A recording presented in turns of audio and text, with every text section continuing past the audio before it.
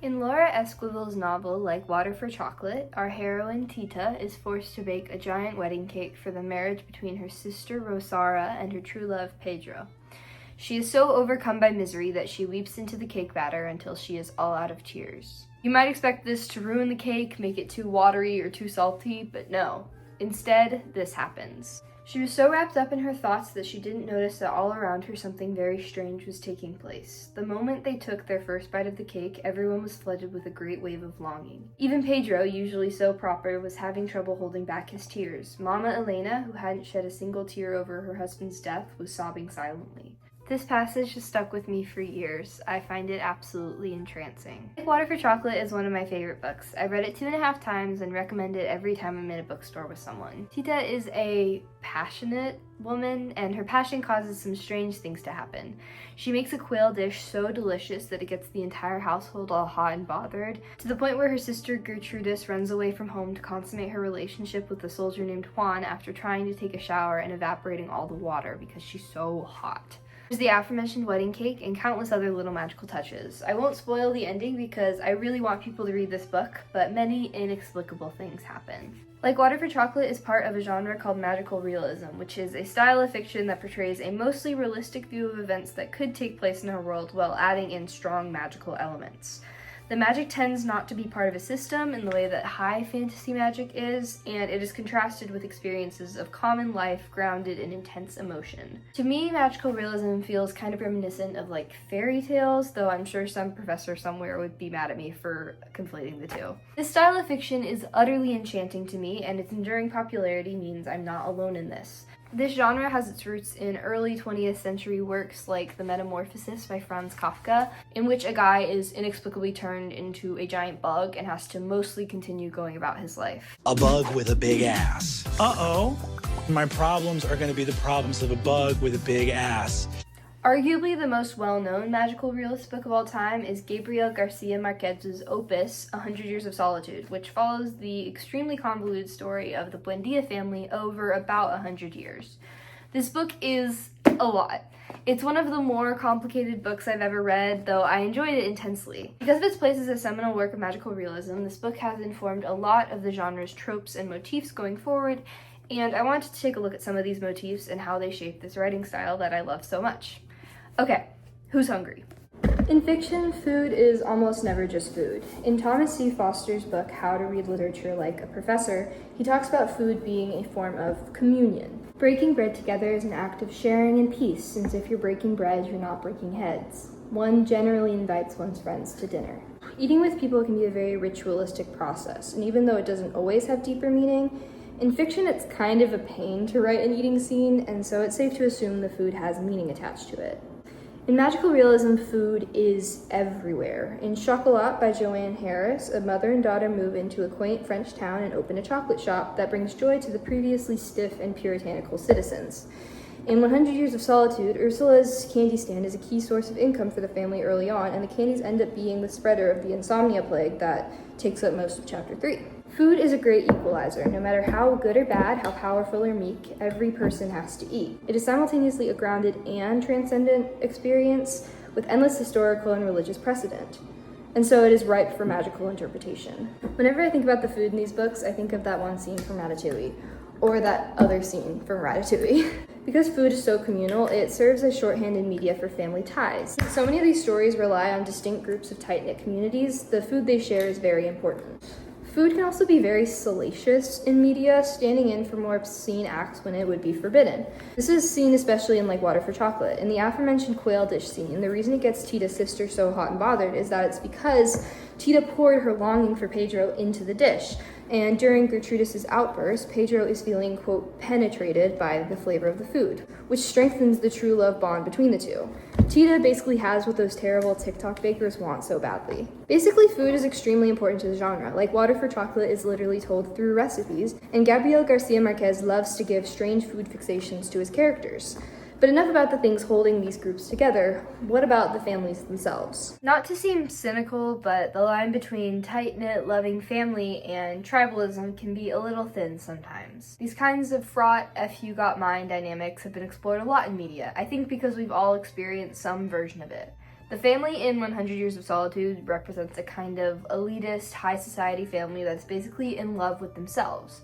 This is shown literally in the novel with all the incest, and also with how all the characters are named the same thing over and over again. They refuse to acknowledge current or past mistakes, which is how they end up destroying the family line in the end. Still, I think there's a lot of beauty in these groups. In The Strange and Beautiful Sorrows of Ava Lavender by Leslye Walton, a newer book in this genre that I absolutely adore, there is also a family tree at the beginning of the book, though thankfully this one is easier to understand. Our protagonist Ava's mother and grandmother, and all of her grandmother's siblings, had some kind of magic about them. Her great aunt literally turns into a canary, and her mother has an unusually developed sense of smell from years of spending time at the family bakery. There's that food motif again. This group of women has to band together in the end to save Ava from an outsider who tries to covet her. Basically, the premise of this book is that Ava Lavender is a girl who is born with bird wings, and she grows up away from public because of fear that she will be killed by someone who doesn't understand her. I don't want to spoil it exactly, but that is essentially what kind of happens, and her family loving her so much is what saves her life. Still, the ending has her ultimately embrace freedom, giving this family a much more flexible vibe than the Buendias by a long shot. In Like Water for Chocolate, family bonds are basically the main conflict of the novel. Tita wants to marry Pedro, but because she is the youngest daughter, she has to stay at home and take care of her mother until she dies, which is like an old family rule. This rule is cruel and unfair, but it has to be followed nonetheless. Mama Elena is also an antagonistic force in the book, albeit a semi-sympathetic one.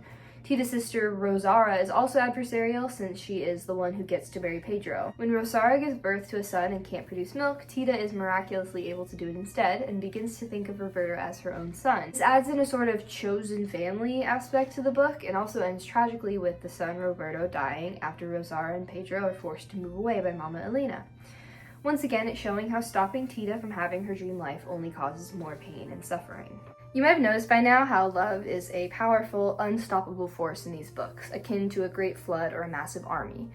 It's most similar to the ancient Greek ideal of Eros, a mystical, almost evil force outside of the character's control. Love is often forbidden, like in 100 Years of Solitude. Every time one of these characters falls in love with a relative, which is often, there is much hand-wringing over the fear that they will give birth to iguanas or a baby with a pig's tail. But the unstoppable force of love ignores their concerns and takes hold of them anyways. In Ava Lavender, all the women have horrible scars of betrayal from dangerous lovers. The cover of the book says, "Love can make us such fools." The titular character's life is nearly taken by a man who falls in love not with her, but with an overly romanticized ideal of her. The book toes the line between love and obsession, coldly calling out dangerous men in a way I found genuinely refreshing while reading. In Like Water for Chocolate, though Pedro is the main love interest throughout the novel, there is a moment where you think Tita might end up with someone else, a man named Dr. John Brown. He's nice, things are easy, and Tita wonders if this might be what real love is. However, she ultimately denies him marriage like Bella in New Moon. It's always been him. And he takes it pretty well. Justice for John, honestly. The moral is obvious. You might think that someone you get along with, who loves you without conflict, is the right choice, but if the magic isn't there, there's no reason to stay with them. You might take this cynically if you're reading it too literally, but I think when magic is involved, it's worth giving the text the benefit of the doubt. Like, if Tita was real and she was my friend, I would probably recommend her stick with the nice guy. But if Tita was real, she probably wouldn't have magical tears and the like. The standards for good love are kind of different in this world. Other stories try to have a more realistic view of love. Like I mentioned before, Ava Lavender has a lot of good-for-nothing men that do the main female characters wrong. But there's also a lot of nice, harmless guys that see the women for who they are. Again, I could be cynical about this, but it's ultimately a trope of the genre and not one I would want to get rid of. The concept of good love being found in the midst of abuse and misery is nice and comforting to me, even if it's a little too convenient sometimes. Another common plot element you might have picked up on is the amount of abuse our main characters tend to suffer in one way or another. Tita is forced to care for her uncaring mother, who belittles her and takes away her fiancé. Ava Lavender's mother is abandoned by her high school sweetheart after getting pregnant and doesn't get over it for over a decade. Chocolat also has a side plot about a woman learning to leave her abusive husband. Despite the awful things our protagonists are made to endure, they come out on the other side every time. Mama Elena dies due to her mistrust of Tita, as does Rosara, leaving nothing in the way of Pedro and Tita's love. Vivienne Lavender eventually realizes her old sweetheart never loved her and laughs for hours and hours. The magic that these women possess gives them power over their enemies, and their overcoming of abuse is inevitable. I love this idea of the female will to power manifesting through magical abilities and strong emotions. So many strong female characters in media are forced to shed their humanity to get back at their abusers, left without an ounce of love or compassion. In magical realism, these characters are powerful because of their big hearts, not in spite of it, and they get the happy ending they want in the end. There's also the way that women in these books are often in charge of their sexuality in a way that is genuinely refreshing. Lots of women pursuing men, lots of passion in general. Tita's sister Gertrudis, which I mentioned before, especially has a fire in her that cannot be quenched. After running off with her soldier Juan, she eventually joins a brothel of her own accord because her need cannot be satiated by just one man. This is an oddly progressive story beat, even 35 years later. On the other hand, we have characters like Remedios the Beauty in 100 Years of Solitude, a sort of head empty, no thoughts kind of girl, completely oblivious of the effect she has on men. She eventually ascends into heaven, never to be seen again. I love her in a different way. Her characterization isn't much of anything, but the vibes are great regardless, kind of like Cat Valentine. Beyond the obvious magical elements I have discussed in depth in other sections, there is a general whimsy to all these stories that is really the secret sauce that makes them so satisfying to read. Far, Far Away by Tom Macneal, which arguably fits into the magical realism genre, has a main character named Jeremy Johnson, who lives in a town called Never Better in a house on top of a bookstore which only sells volumes 1 and 2 of his grandfather's autobiography. That is an improbable life. Magical realism can relay hard truths about reality, like in The Banana Massacre in 100 Years of Solitude, or the reality of women in love, like in Lavender. But it's also used to extract the beauty from small moments. This is what makes it so captivating as a genre. It's important not to miss the realism for the magic, since the two must be tied together. Whenever I read these books, I think of Tim O'Brien saying in The Things They Carried, that's a true story that never happened. These stories are not real, but in a broader sense, yes, they are. The magic speaks to greater truths about life, love, bigotry, hate, and so on. The realism reminds us that all of this really happened, even if it's not true. I guess if I'm going to rant about what I love so much about something, I should say why. Honestly, I have a hard time articulating this. I love these books because I love these books. If I had to put a point on it, I think a lot of it ties to empowerment. The occasional magic levels the playing field between our protagonist and the forces against them, which I find very beautiful. I am also perpetually fascinated and in awe of everyday life. I am doomed to forever be obsessed with the way normalcy and extraordinarity rub against each other. Also a much deeper topic that I don't feel prepared to talk about yet, but I do think there's something interesting in the way these books almost feel like religious texts to me. Like these normal people up against evil forces who are rewarded by occasional miracles that can't be explained by the rules of the world. I don't know, this isn't much of anything right now, but I think the line between religious text, fairy tale, fable, and magical realism story is kind of blurry in a way I find really interesting.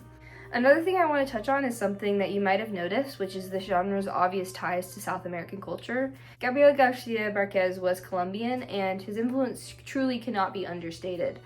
This isn't a topic I know enough about to want to make any definitive statements, but it is worth mentioning. Some South American authors have expressed frustration with the label magical realism that I've been using this whole time, because it's kind of an oversimplification of a genre that actually includes a lot of different genres. I'll put an article about it in the description, but suffice to say, the genre has an important history that I don't think should be ignored, and that's the reason why so many things that I love about it are in these books. Finally, I think that the influence on magical realism in film and television has been huge, not least because a lot of these books have been adapted into movies. Countless films throw in lots of unreal elements and hazy pictures of realities. I think these tropes are easier to pull off in a lot of ways in visual media, which is why I appreciate books that pull it off even more. I hope you enjoyed this brief look into my favorite type of fiction. If you have any recommendations, I would love to hear about them in the comments. And if not, tell me something interesting about your hometown. Okay, bye.